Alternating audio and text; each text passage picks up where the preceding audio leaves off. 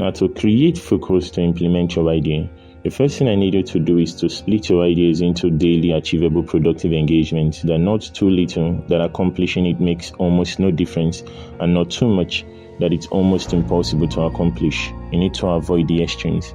Now, this is important because the things you do every day make up your life, and the results that get manifested in your present is an aggregation of past daily habits. And the results that will be manifested in your future is an aggregation of present habits. So the things you do right now on a daily basis will get manifested in your future at some point. So you must do something about your idea every single day, so you get the result manifested in the future. Now, the second thing I need you to do is to tell people your idea.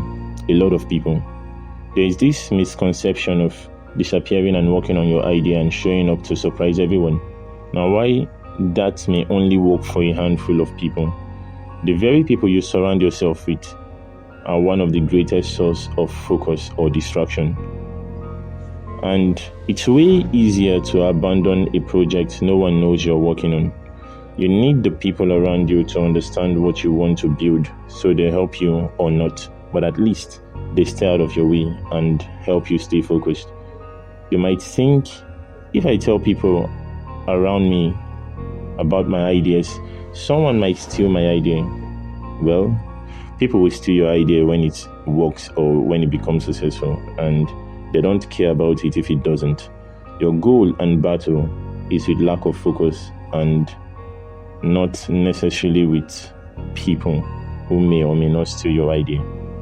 Now, the third thing I need you to do is sacrifice. You can't focus on a thing unless you are willing to sacrifice for it. The sacrifice creates commitment, and what you sacrifice is what is most valuable to you that is stopping you from implementing this idea. If it costs you something worth it, you surely pay attention to it and be focused to see it get manifested into something meaningful. Now, the fourth thing I need you to do is to worry only about the things you can control. It's almost impossible not to worry, and this may create a great distraction for you. But the only thing worthy of your worries are the things you can control, because that is the only thing you can act upon in the present to create results. Your thoughts have the ability to run multiple simulations in the past, present, and future, and to filter out things that may cause you anxiety. Focus only on the things under your control. And there is just one thing under your control: your behaviors, ranging from the daily decisions you take, with the choices you're faced with, to how you conduct yourself. This helps you stay focused in the present and help you implement your ideas. Now, the final thing I need you to do is to create a schedule for yourself, some sort of a timetable. If you notice that every single successful institution have some sort of a schedule attached to them. If you're a student, you have a time you go to school and the time the class is done. If you work in a bank, you work in any enterprise, there is a time to everything.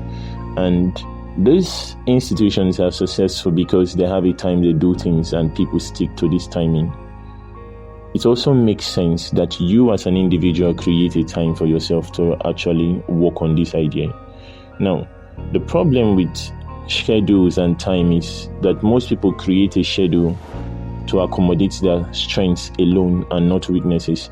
If you look at schedules, it has time to do work, and not really a time for rest, not really a time for weaknesses, not really a time for distractions and disruptions.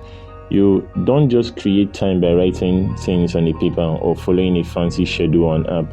You can only do that for a few days and revert to original behavioral patterning. You need to work on your ideas when you have the most energy or concentration. So, you need to schedule a time when you have the most focus, the most energy, and the most concentration. That is because these three things are aligned. Strength is manifested as energy, and energy is manifested as concentration, and concentration is manifested as focus. What it means is, if you're distracted, you're likely to have less energy. vice versa too. If you have less energy, you're likely to be distracted easily. So whenever you have the most energy, like waking up from a long rest, should be when to work on your idea the most, because that is when you have the most concentration and hence the most focus, and also likely to get a positive emotion or experience that helps you with your motivation. I'm not saying you should get a piece of paper and write down a time you do something. That is not the kind of schedule I'm talking about. What I mean is have a time you do things that are important, like working on your ideas. A schedule is important, but it's a setup for a perfect life. That is the schedule you do write down and all that. It plans for the things you have to do at a particular time or not to do, which eliminates the fact that if life can be predicted with such scheduling, then yours wouldn't be so messy. A schedule doesn't plan for your weaknesses, and your life is allowed to be messy. It's not the chaos or disorderliness in your life that causes your ruin. It's not also the presence of just perfection that helps. If ruin must exist, then it's the balance between ruin and perfection that creates focus.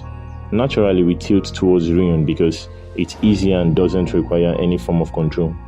So, forget tackling the ruin at first by creating a fancy, perfect schedule, and I need you to focus on the balance that the implementation of your idea brings by scheduling a time. This is a time you have when you have the most energy to work on your idea. Nothing else should matter but your idea at this time. It's not just about writing it on a schedule, but having it to yourself, creating it yourself.